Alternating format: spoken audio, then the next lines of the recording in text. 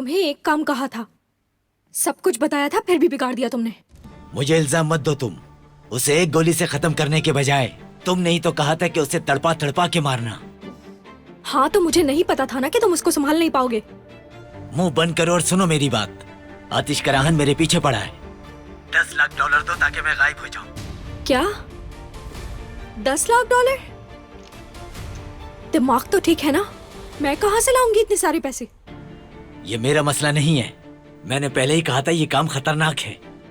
अगर नहीं चाहती कि मैं पकड़ा जाऊं तो मुझे पैसे दे दो। अगर पकड़ा गया तो तुम्हारा नाम ले लूंगा मैं। ठीक है, मेरी बात सुनो। चलो सही है, फोन रख रहा हूं मैं वक्त और जगह मैसेज कर दूंगा तुम्हें, जहां तुम्हें पैसे लाने होंगे।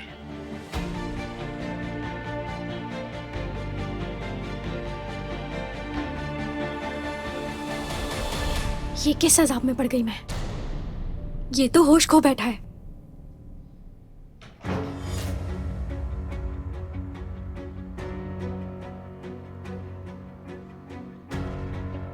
होश तो तुम खो बैठी।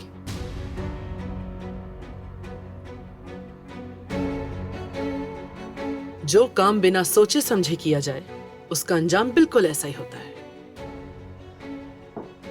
सब कुछ प्लान था, हर चीज। अम्मी, रैसत को भी जानबूझकर चुना था। अगर वो पकड़ा जाता तो सारा इल्जाम हैदर पर ही आता।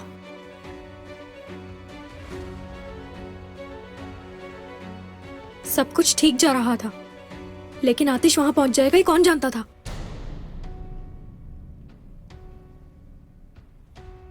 और उसका फायदा क्या हुआ असली? आतिश अब उससे और ज्यादा प्यार करने लगा है, साया बन गया है उसका। ये बातें करने का कोई फायदा है? आपके पास कोई इसका हल है तो वो बताएं अम्मी। मरजान से छुटकारा जरूर पाएंगे, हाँ, मगर इस बार मेरे तरीके से।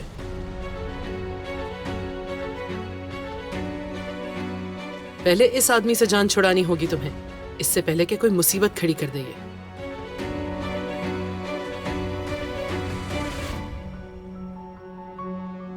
अगर आप मरजान के सफर का कोई भी लम्हा मिस नहीं करना चाहते तो अभी सब्सक्राइब करें, बेल आइकन पर क्लिक करें और नए एपिसोड्स की नोटिफिकेशंस हासिल करें।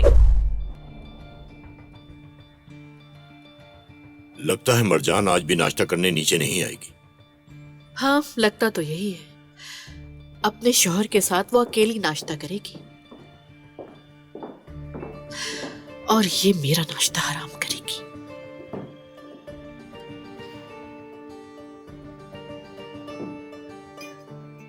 आतिश और जमाल किधर हैं? जमाल साहब तो सुबह ही निकल गए थे और आतिश साहब ने कहा कि वो नाश्ते के लिए नहीं आएंगे। वो बाग गए हैं मरजान साहिबा के साथ।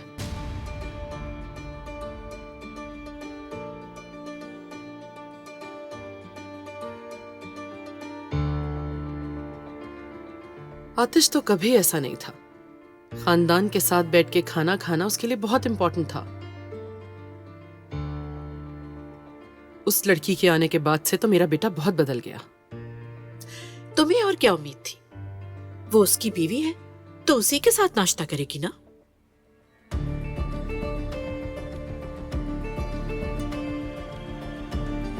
इसलिए आदत डालो, अब तुम इस टेबल पर देर तक अकेली बैठने वाली हो।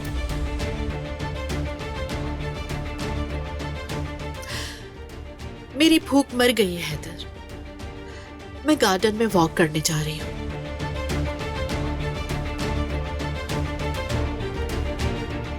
मैं भी साथ चलता हूँ तुम्हारे। ये भी अच्छा है, कम से कम इस तरह हम घर वाले साथ नाश्ता तो कर सकेंगे।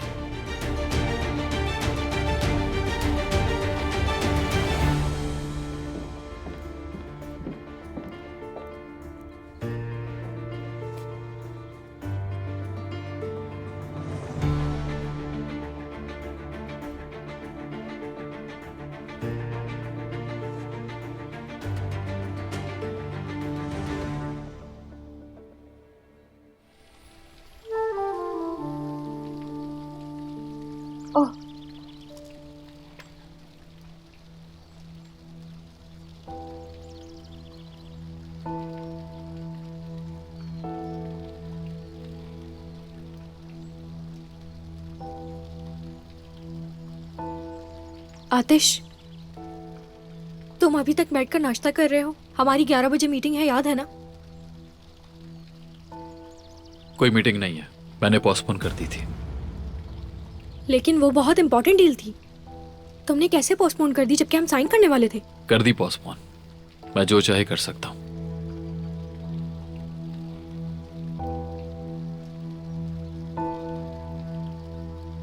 मेरी प्रायोरिटीज अभी कुछ और है।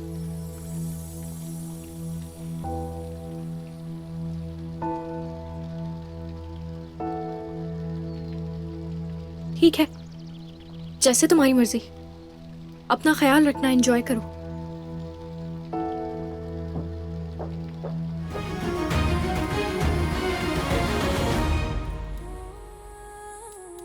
वैसे तुम्हें वो आदमी मिला क्या जिसने ये सब कुछ किया था? इन्वेस्टिगेट कर रहे हैं। तो अभी तक कुछ नहीं पता चला। वैसे मैं भी ढूंढ रहा हूं उसे, अभी तक कोई सुराग नहीं मिला। ना तो ये इस बारे में बात करने का सही वक्त है, ना ही सही जगह। वक्त भी सही है और जगह भी ठीक है। वो आदमी बाहर आजाद घूम रहा है, हमें कुछ ना कुछ तो करना चाहिए। अभी तक तो सब भाग भी गए होंगे। मेरे ख्याल में तो हमें कोई और बात करनी चाहिए।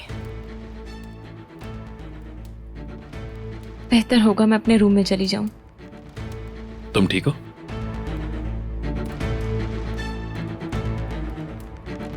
ठीक हूं। तुम ठीक तो हो ना मरजान? किसी चीज की जरूरत तो नहीं तुम्हें? इसे कुछ चाहिए भी होगा तो मैं देख लूंगा।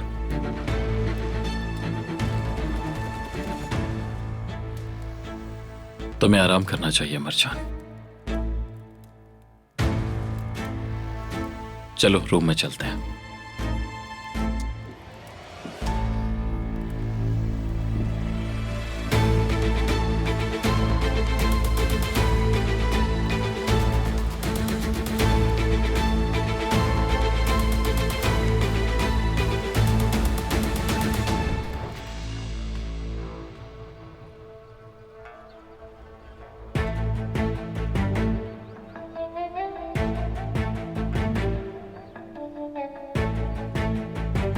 जिंदा रहना चाहते हो तो सब सच बताना।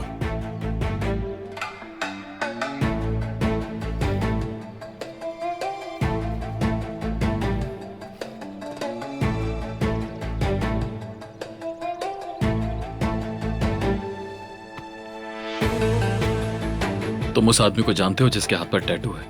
हाँ जानता हूं मैं, मेरा रिश्तेदार है वो, कासिम।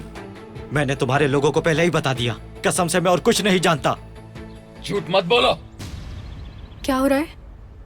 ये उस आदमी को जानता है जिसने मरजान को किडनैप किया था। तुम्हें जरूर कुछ पता होगा। कसम से कुछ नहीं पता मुझे। वो बुरे काम करता है, बस ये पता है, लेकिन इससे ज्यादा नहीं जानता मैं। जरा शक्ल देखो इसकी, साफ पता लग रहा है कि बिल्कुल झूठ कह रहा है ये। इससे पहले कि तुम्हें मजबूर किया जाए, खुद से बता दो हमें सब। जब वापस आओगे तो मैं हाथ चेक करूंगी। अगर लड़ाई की तो पता चल जाएगा।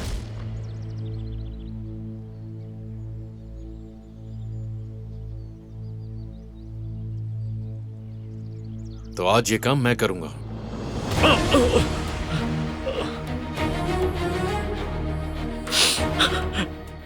बात सुनो मेरी। अपने सामने इस आदमी को देख रहे हो? ये बहुत शरीफ लग रहा होगा शक्ल से तुम्हें। शुक्र मनाओ कि अभी इसने हाथ नहीं उठाया तुम पर, वरना अपनी शक्ल नहीं पहचान पाओगे तुम। देखो तुम हमें मजबूर नहीं करो कि तुम्हारे साथ बुरे तरीके से पेश आए, फिर सब कुछ बता दोगे तुम। बस मैं तुम्हें आखिरी मौका दे रहा हूं और इसके बाद मैं तुमसे दोबारा नहीं पूछूंगा। भाई ऐसा मत करे, अगर मुझे पता होता तो आपको जरूर बताता मैं। मुझे नहीं लगता इसको कुछ मालूम है, जाने दो इसे।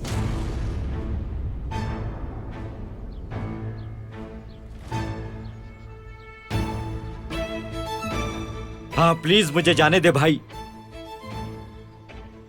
जमाल, साफ जाहिर है ये हमें कुछ बताना नहीं चाह रहा।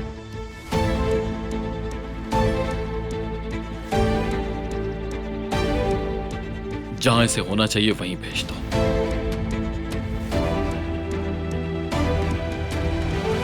देखो मैं जितना आराम से तुमसे पूछ सकता था मैंने पूछ लिया, लेकिन अगर अब तुम यही चाहते हो तो यही सही। कब्र का इंतजाम हो गया है, तैयारी कर लो अब तुम। रुको, मैं सब बताता हूँ। मेरे उस कजिन ने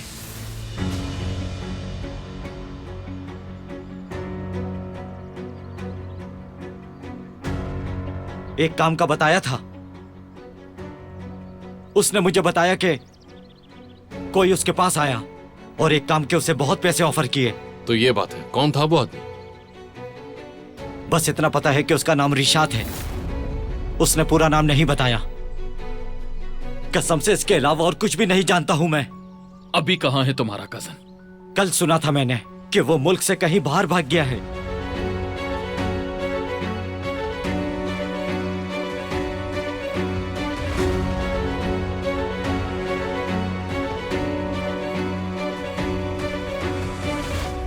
क्या लगता है तुम्हें? मेरे ख्याल से इसे और कुछ नहीं पता। कम से कम हमारे पास अब एक नाम है।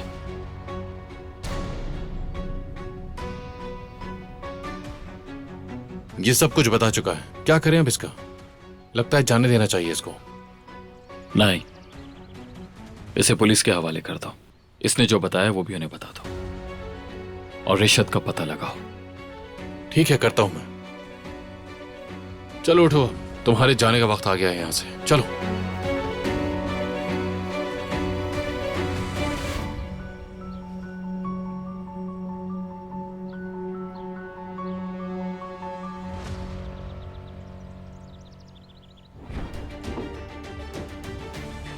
आप ऐसी कब से हो गई हैं?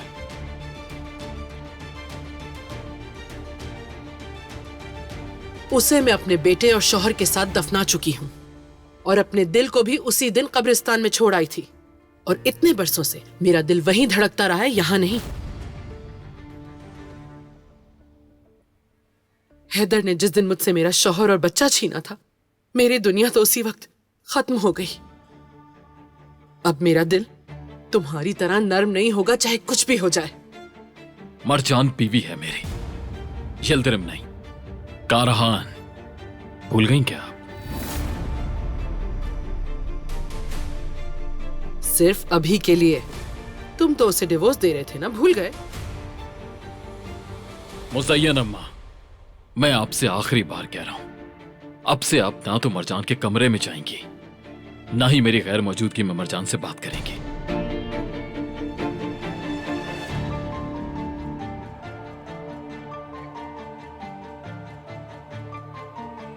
और उसे तकलीफ पहुंचाने का सोचा भी तो मेरा सामना करना पड़ेगा आपको।